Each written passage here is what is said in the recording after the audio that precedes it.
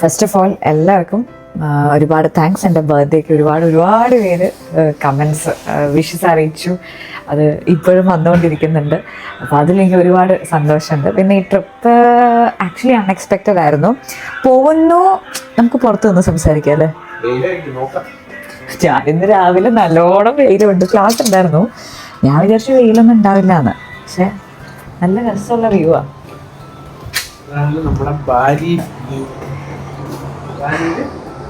ബാലിയില് അയ്യോ ബാലിയില് നമ്മള് ഷെറട്ടൺ.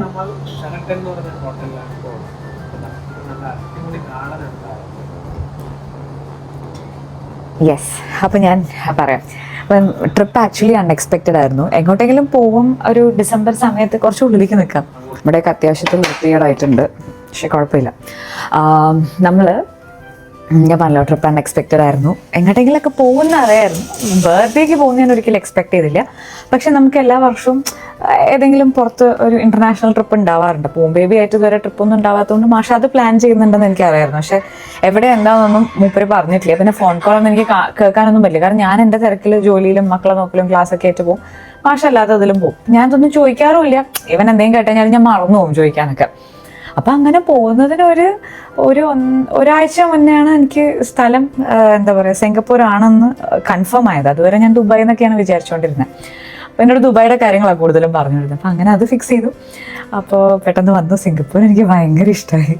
സത്യപരിച്ച് ഞങ്ങൾ എവിടെയും പോയിട്ടില്ല. ഞങ്ങൾ സ്ഥിരം ഏത് സ്ഥലത്ത് പോയി കഴിഞ്ഞാലും പ്ലാൻ ചെയ്ത് വരുന്നത് നമ്മൾ അവിടെ പോകണം ഇവിടെ പോകണം, വെറുതെ ഇരിക്കണ്ട അല്ലേ, അവിടെ പോകണം ഇവിടെ പോകണം നടക്കും. അപ്പം മാഷനോട് പറഞ്ഞു ലാസ്റ്റ് ടൈം പോയ പോലെയൊന്നും അല്ല, നമ്മൾ ഫുൾ നടക്കാനാണ് പോണത്, മൊത്തം നമ്മൾ എക്സ്പ്ലോർ ചെയ്തിട്ട് തിരിച്ചു വരുള്ളൂ എന്ന് പറഞ്ഞു. പിന്നെ നോക്കിയപ്പോൾ ഒരാഴ്ച സമയമുണ്ട്, എക്സ്പ്ലോർ ചെയ്യാമല്ലോ. പിന്നെ മാസ്റ്റർ സ്വഭാവത്തിന് എന്തെങ്കിലും വ്യത്യാസം വന്നിട്ടുണ്ടാവും, നടക്കുകയൊക്കെ ചെയ്യുമെന്ന് വിചാരിച്ചു.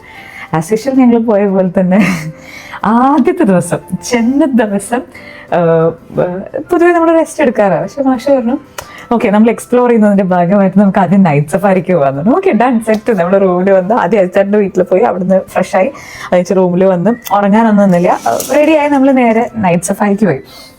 അവിടെ ചെന്നപ്പോഴില്ലേ നൈറ്റ് സഫാരിക്ക് പോയിട്ട് നമ്മൾ ഒരു മൃഗങ്ങളെയും കാണില്ല. മൃഗങ്ങൾ എങ്ങനെയാ വെച്ച് കഴിഞ്ഞാൽ മൃഗങ്ങളുടെ ആറ്റിറ്റ്യൂഡ് എന്താ വെച്ച് കഴിഞ്ഞാൽ നിങ്ങളൊന്ന് പോയി തരുമോ, ഞങ്ങൾക്ക് കിടന്നുറങ്ങണം എന്നുള്ള രീതിയിലാണ് അവർ നിൽക്കുന്നത്. ഞങ്ങൾ കുറച്ച് പേര് ഇങ്ങനെ നൈറ്റ് സഫാരിക്ക് പോകണം. മാഷാണെങ്കിൽ ഒരു സാധനം കണ്ണിൽ കാണുന്നുമില്ല. അപ്പം അങ്ങനെ ഞങ്ങൾ ഒരു 1/4 മണിക്കൂർ നൈറ്റ് സഫാരി ഒക്കെ കഴിഞ്ഞ് തിരിച്ച് റൂമിലെത്തി. പിറ്റേ ദിവസം നമ്മൾ ഇറങ്ങാമെന്ന് പറഞ്ഞു. പിറ്റേ ദിവസം ഞങ്ങളൊക്കെ എണീച്ച് വന്ന ക്ലാസ്സൊക്കെ കഴിഞ്ഞ് എല്ലാം കഴിഞ്ഞപ്പോഴത്തേക്ക് ഉച്ചയായി. ഉച്ചയ്ക്ക് പോയപ്പോഴത്തേക്ക് എന്ത് സംഭവിച്ചു, മാഷിന് വയറിന് ചെറിയൊരു ബുദ്ധിമുട്ട്. തിരിച്ച് പിന്നെ ആത്മജയ്ക്ക് എസ്കലേറ്റർ കണ്ടപ്പോഴത്തേക്കും കയറി ഇറങ്ങണം.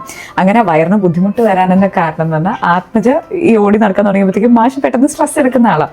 പുള്ളി സ്ട്രെസ് എടുത്തു, വയറിന് ചെറിയൊരു പ്രശ്നം വന്നു. തിരിച്ച് ഞങ്ങൾ റൂമിൽ ഒന്ന് റെസ്റ്റ് ചെയ്തു. നമ്മൾ ഫസ്റ്റ് എങ്ങോട്ടെങ്കിലും പോയോ? എന്നിട്ട് ആടെ എങ്ങോട്ടെങ്കിലും പോയോ?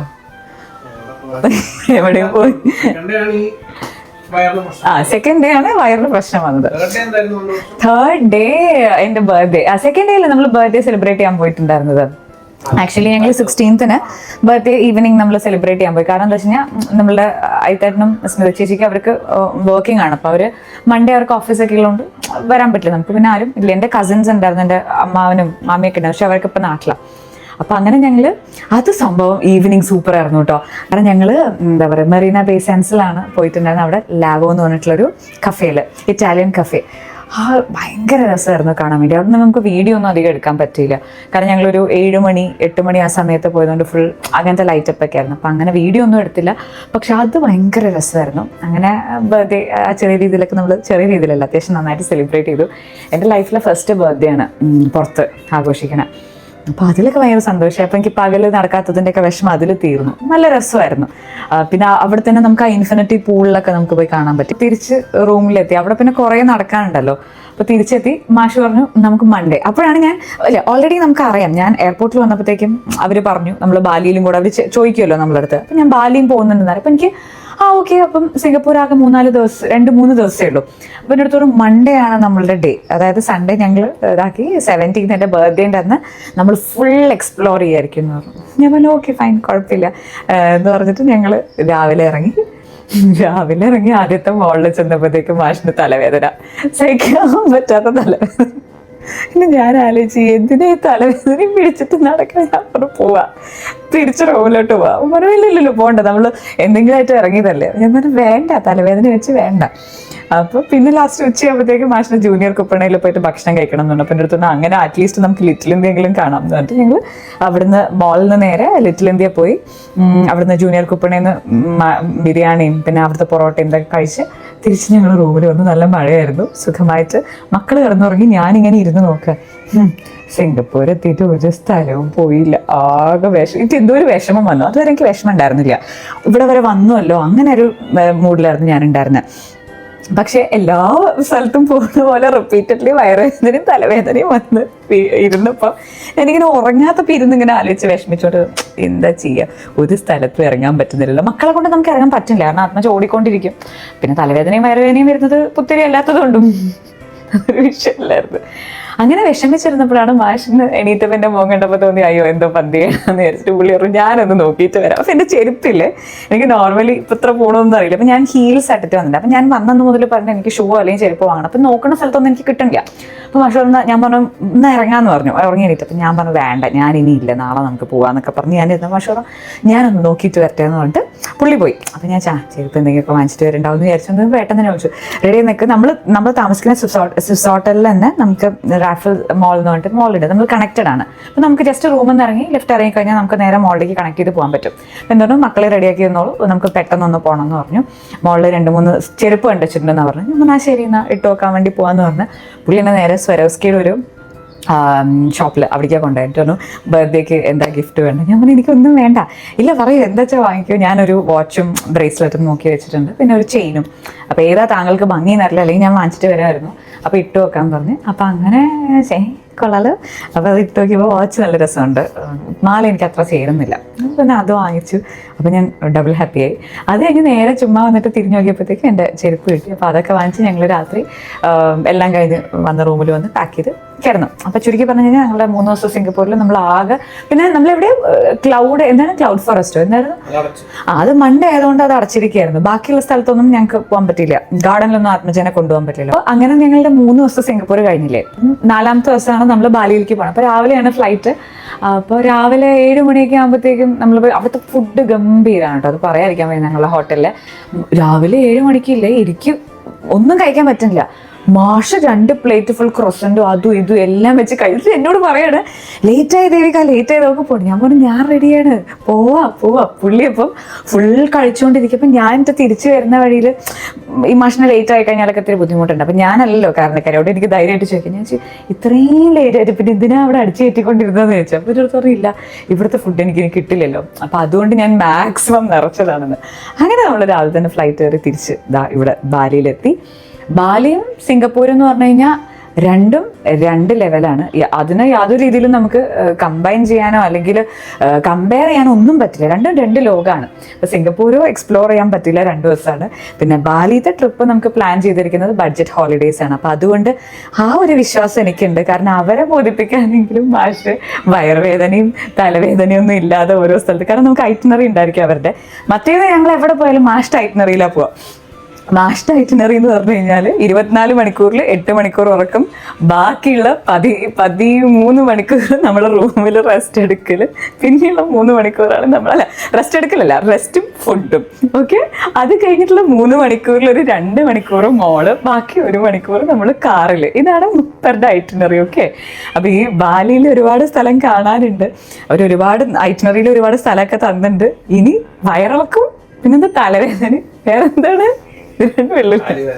അയ്യോ കാലുവേദന, അയ്യോ അതുണ്ട്. ഇന്നലെ ബാലിയിൽ വന്ന് ഇറങ്ങി 2 അടി വെച്ചപ്പോഴത്തേക്കിനോട് എന്താ കാലുവേദന അന്ന് മലേഷ്യ പോയ കാലുവേദന. ഞാൻ പറഞ്ഞു പെട്ട്, ഈ വയറിളക്കൊക്കെ കഴിഞ്ഞ് തലവേദന ഇങ്ങനെ എന്താ പറയാ, കുഴപ്പമില്ല, എനിക്ക് ഇത്രയൊക്കെ നല്ല ബർത്ത്ഡേ ഗിഫ്റ്റ് തന്നല്ലേ വെച്ചിട്ട് സഹിച്ച് ഇവിടെ വന്ന് ഇറങ്ങിയ കാലുവേദന. ഞാൻ പറഞ്ഞു കുഴപ്പമില്ല, ആത്മജനെ താഴത്തിറങ്ങി വെച്ച് നടത്തിയാൽ മതി, കാലുവേദന മാറിക്കോളുന്നു. ഇന്നിപ്പോൾ ഉച്ചയായ സമയം, ഏകദേശം ഒരു 1:30 മണിയായിട്ടുണ്ട്. രാവിലെ 11 മണിക്കാണ് നമ്മളുടെ ഫസ്റ്റ് സ്ഥലം ഗരുഡ ടെമ്പിൾ, അവിടെ എവിടെയോ പോകാനുള്ളത്. അപ്പോൾ മക്കളുടെ പേരും പല പേരും പറഞ്ഞത് 1:30 ആക്കിയിട്ടുണ്ട്. ഇനിയിപ്പോൾ നമ്മൾ ഇവിടുന്ന് 2:30 ഇറങ്ങുന്നതാണ് സാർ പറഞ്ഞിരിക്കുന്നത്. അറിയാം, നോക്കിയും കണ്ടു. ഇപ്പം ഇവിടെ ഞങ്ങൾ എവിടേക്കെങ്കിലൊക്കെ പോകണ്ടെങ്കിൽ ഞങ്ങൾ ആ ഒരു എന്താ പറയുക വ്ലോഗായിട്ട് ചെയ്യണം എന്നാണ് എൻ്റെ ആഗ്രഹം. ഓക്കെ,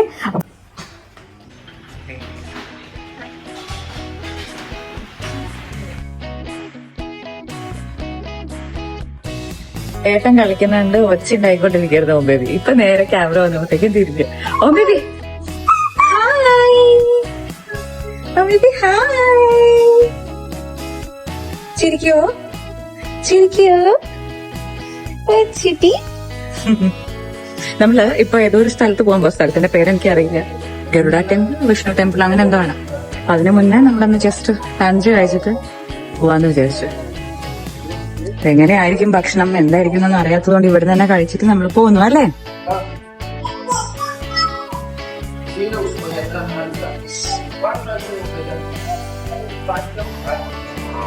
എങ്ങനെയുണ്ട്? കൊള്ളാം. സ്പെഷ്യൽ വെജ് താങ്കളൊക്കെ ഉണ്ടാക്കും, ഇവിടെ ഇല്ല, ബീഫേ ഉള്ളൂ. ഓ ആണല്ലേ, വയ്യ. ലഞ്ചൊക്കെ കഴിച്ച് നമ്മൾ നേരെ ഗരുഡ വിഷ്ണു സ്റ്റാച്യു കാണാനാണ് പോയത്. മിക്കവാറും ബാലിയിൽ വരുന്ന എല്ലാവരും വരുന്ന ഒരു സ്ഥലം തന്നെയായിരിക്കും, കാരണം one of the top tourist സ്പോട്ടാണിത്. ഇവിടെ മെയിൻ ഗേറ്റിൽ നിന്നും ഈ സ്റ്റാച്യു വരയ്ക്കും നല്ല ദൂരമുണ്ട് നടക്കാൻ വേണ്ടിയിട്ട്. എല്ലാവരും നടന്നിട്ടാണ് പോണത്, പക്ഷെ ഞങ്ങൾക്ക് നടക്കാൻ പറ്റാത്തതുകൊണ്ട് നമ്മൾ ബഗ്ഗി സർവീസ് എടുത്തു. 2 പാറക്കെട്ടുകൾക്കിടയിലൂടെയാണ് വഴി. ചെന്ന് നോക്കിയപ്പോൾ ഒരുപാട് ടൂറിസ്റ്റുകൾ ഉണ്ടായിരുന്നു, അവിടെ എന്തൊക്കെയോ പെർഫോമൻസ് ഒക്കെ നടക്കുന്നുണ്ടായിരുന്നു. ഇതാണ് ഗരുഡ വിഷ്ണു സ്റ്റാച്യു. വേൾഡിൽ തന്നെ 3-ാമത്തെയോ 4-ാമത്തെയോ ടോപ്പ് സ്റ്റാച്യു ആണ്. ഇതിനുള്ളിൽ ചെന്ന് കഴിഞ്ഞാൽ നമുക്ക് ഹോൾ ബാലി കാണാമെന്ന് അവർ പറഞ്ഞു. ഞങ്ങൾ അങ്ങനെ ഉള്ളിലോട്ട് നടക്കുമ്പോൾ ഒരുപാട് സ്റ്റാച്യൂസ്, പല പല രൂപങ്ങൾ, അതുപോലെ ലൈവായിട്ട് ഇൻസ്ട്രുമെൻറ്റ്സ് ഒക്കെ വായിക്കുന്നുണ്ട്. പിന്നെ അങ്ങ് ഞങ്ങൾ നേരെ 23rd ഫ്ലോറിലെത്തി. ഓരോ ജനൽ പോലെ സെറ്റ് ചെയ്തിട്ടുണ്ട്, അവിടുന്ന് നമ്മൾ ബാലി കണ്ടു. പിന്നെ ആ ഗ്ലാസിൻ്റെ മുകളിലൊക്കെ കയറി കഴിഞ്ഞാൽ താഴെ വരെ കാണാം. ഇതാണ് ആക്ച്വലി മിനിയേച്ചർ ഫോം, നമ്മുടെ ഗരുഡ വിഷ്ണു സ്റ്റാച്യുവിൻ്റെ മിനിയേച്ചർ ഫോമാണിത്. പിന്നെ ജനലകളിൽ നിന്നൊക്കെ നോക്കിക്കഴിഞ്ഞാൽ നോർത്തും സൗത്തൊക്കെ കാണാൻ പറ്റും ബാലിയുടെ. പിന്നെ അവരുടെ കോൺസെപ്റ്റ് എന്ന് പറഞ്ഞാൽ ബ്രഹ്മ വിഷ്ണു മഹേശ്വര കോൺസെപ്റ്റാണ്. അങ്ങനെയാണ് അവർ ആരാധിക്കുന്നത്. വിഷ്ണുവിൻ്റെ ചക്രവും ശംഖും എല്ലാം കണ്ട് ഒരുപാട് കാര്യങ്ങളുണ്ട് കേട്ടോ ആക്ച്വലി അവിടെ കാണാൻ വേണ്ടിയിട്ടുള്ളിൽ. പിന്നെ അവർ ഡെമോൺസ്ട്രേഷനൊക്കെ ചെയ്യുന്നുണ്ട്, അതിന് എങ്ങനെയാണത് നടന്നത്, അവരുടെ കൺസ്ട്രക്ഷൻ നടന്നത്, അതിനുള്ള വഴി. പിന്നെന്തോ ഇതൊരു മാജിക് പോലാണ്. ഇവിടെ നമ്മൾ അടുത്ത് എഴുതാനൊക്കെ പറഞ്ഞ് മാഷ് എഴുതി ഒപ്പിട്ട്, ആക്ച്വലി ഇതാണ് മാജിക് ബോള്. ആത്മജനെ കൊണ്ടിങ്ങനെ ബേസ്റ്റൊക്കെ ചെയ്യിച്ചു. പിന്നെ തിരിച്ചു വന്നപ്പോഴാണ് അവർ കുട്ടികളൊക്കെ വെച്ച് വായിപ്പിക്കുന്നുണ്ട്. അപ്പോൾ ആത്മജനെ ഞങ്ങളൊന്ന് ഇരുത്തി. ആദ്യം പുള്ളിക്കാരൻ ഇത്തിരി മടിയായിരുന്നു, പിന്നെ മൂപ്പർ ആസ്വദിച്ച് തുടങ്ങി. അവരെ കൂടെയൊക്കെ ഇരുന്ന് വായിക്കാൻ തുടങ്ങി, ക്യാമറയ്ക്കൊക്കെ പോസ് ചെയ്തു.